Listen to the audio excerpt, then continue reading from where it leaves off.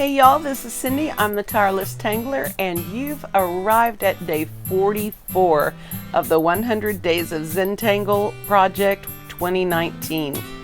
Today's tangle is Floatfest by CZT, Carole Ohl.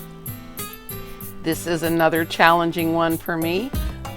Let's get started and see if we can figure it out together. Okay, so Floatfest is done, meant to be done, for example, along the edge of a string. So you put in these little sort of gumdrop shapes on the top that are taller, and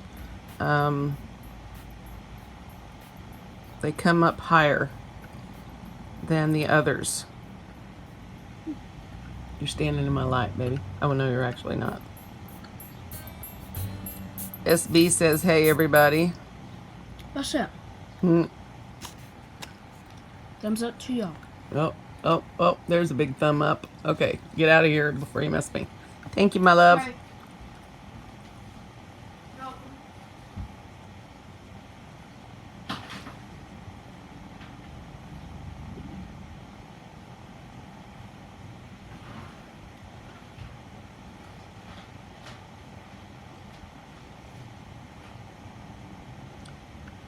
So I know that we have talked about blacking in before, that if it's possible for you to slow down and actually enjoy the act of putting the ink on the paper, covering the nice white area, adding a real amount of drama to your tangles. It has been work for me to slow down, and I'm starting to see what Maria Thomas means about just taking your time and enjoying the act of the filling in. Now, in practice, this is difficult, but I just want to take my time, especially because this is the easiest part of the whole thing, and I'm going to enjoy it before it gets crazy. All right, so that's your first step. The second step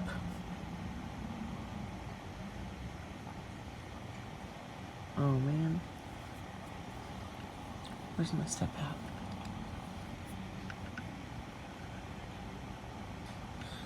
The second step is to come from the side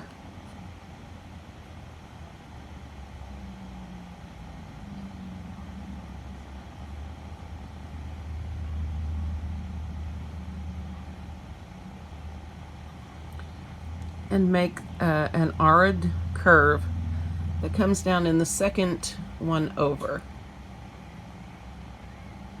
And this is going to be one of those situations where you want to do this first, so that then you have a spot to start from the next one. Take your time with your lines.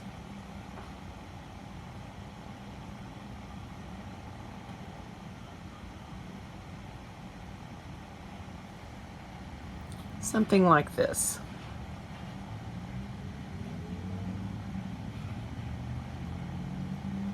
And then you do a second row.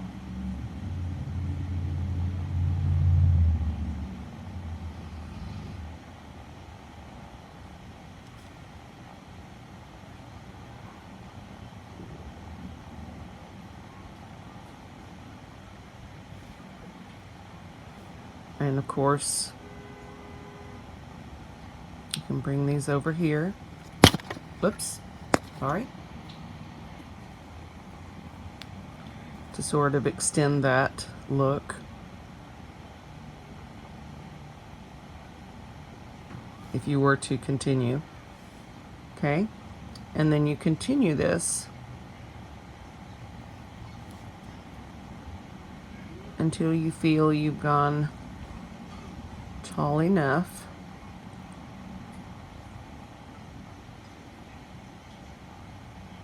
Again, taking your time with your lines. When I tell you to do these things, I am speaking of myself. I think I did not do that correctly, but I'm going to find out how it ends up.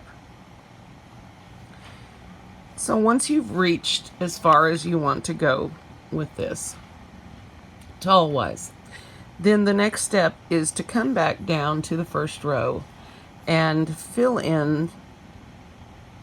finish these lines, basically. Finish this little arch so that it's going from one side to the other. And you do this by the Zentangle method of drawing behind. And so then you come over to the next one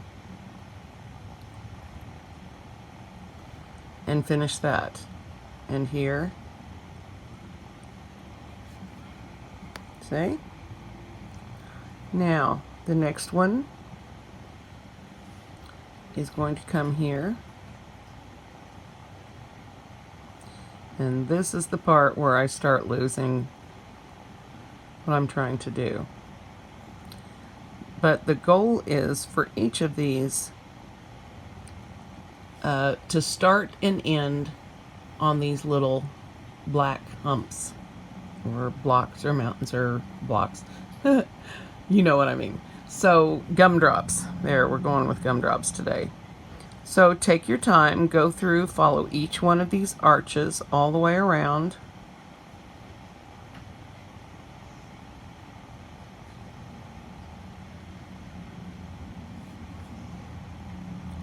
Sometimes they're going to curve back in on you.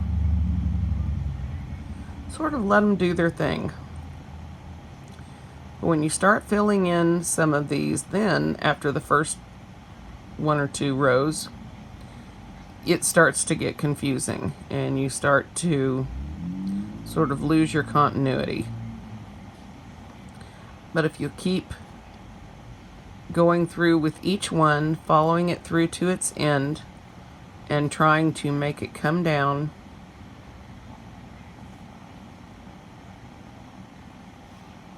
boo, that's a mess. And I don't think we're going to be able to see that one anymore. This one,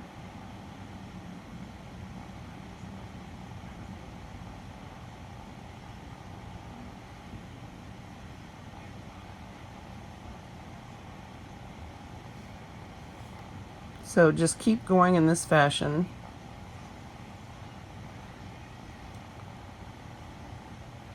And filling in with the Zentangle method, drawing behind.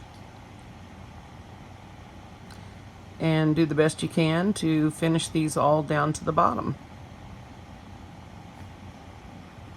And what you end up with is kind of a cool, chaotic mess.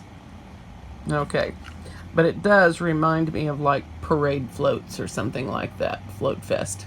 So this is Floatfest. Now for shading, you're going to do it just like Zentangle. Shade the sides where the lines cross over each other.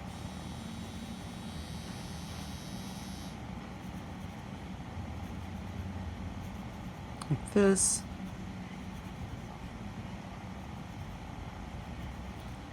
Too much graphite here will be tough. You want to give it some so that you really emphasize the overlap, because you've got a lot of that going on here.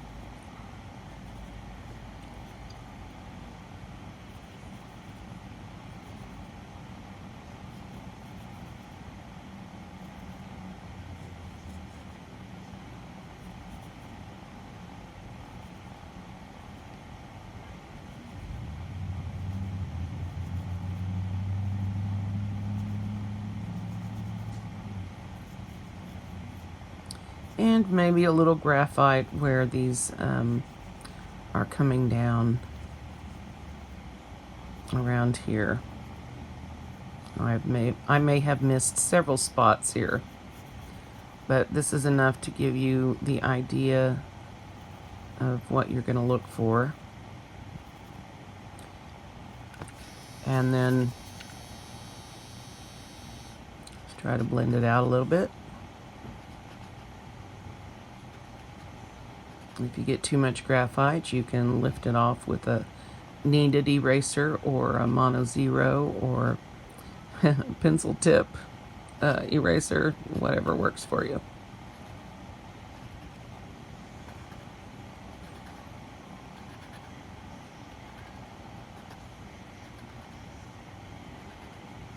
So the shading on this can be a little bit tedious, but I really like the shaded look it gives, and it really does emphasize the crossing lines and the overlap and the drawing behind feel.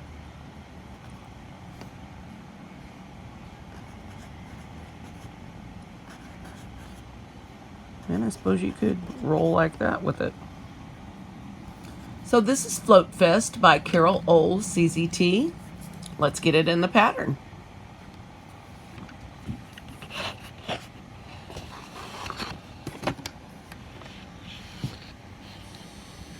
Now this is going to be a challenge. This is rather a large, let's see if I can get this adjusted. This is rather a large reaching tangle for a very small space. So let's see what I can do with this here. I think, well, first,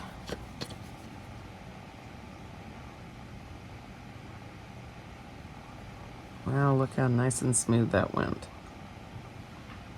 Thank you guys for all the cool wishes on the setup here. I'm still working on it, like I said, and we'll get it together. It's my hope that these get a little bit better each day. I know some days I sort of seem to phone it in, but I don't mean it that way. All right, let's do, ouch. There. Okay. Let's do Floatfest along this line. And I'm going to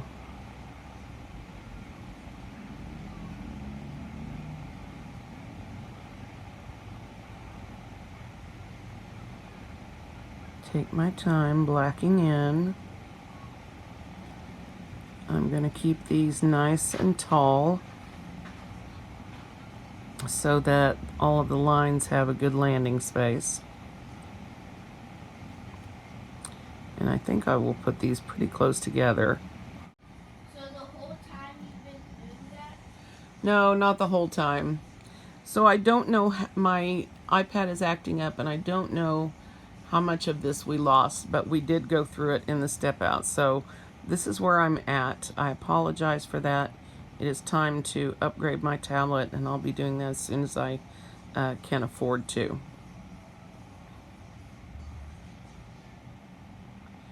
And so I'm going to keep adding these little float type arches. And then using Hollabaugh, I'm going to go in starting on the bottom. And there's not going to be room for everything.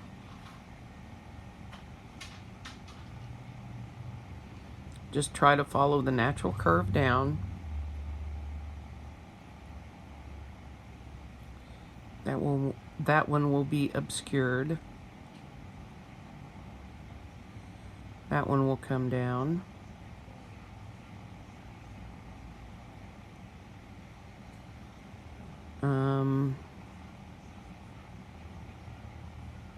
Easy. All right. Let's see what else here. I really recommend taking your time on these. This seems to help me a little bit with the chaos. And remember, you can't get it wrong. And down here at the bottom, it looks like a whole bunch of stuff. But do the best you can, and then don't worry about it. That was some good advice my mom gave me once, and I have never forgotten it. She used to tell me, do the very best you can and let God take care of the rest. She was a very smart lady, my mama. Much loved. So, let's see. That one goes down there.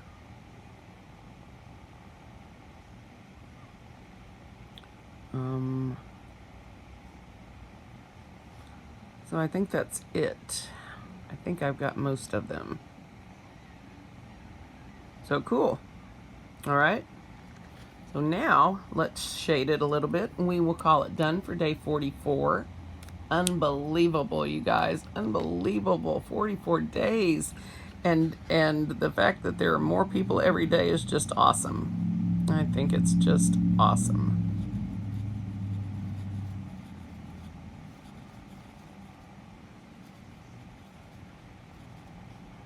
I know we have a few from France that watch, some from Germany, Canada, maybe a few of my friends from India are still checking in. I know they are very busy ladies as well.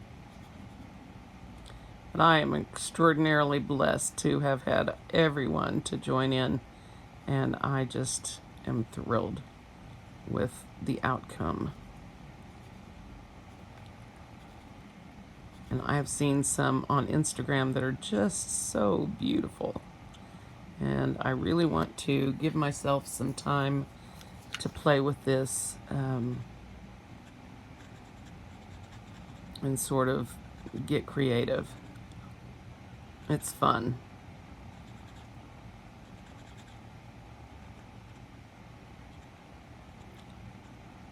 So, now I am going to take my Mono Zero and clean up some of these, the graphite in these spaces.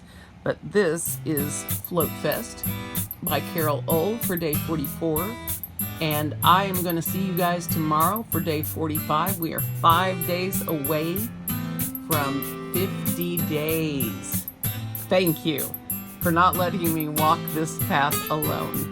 You guys are the best. Thank you all, and I'll see you tomorrow.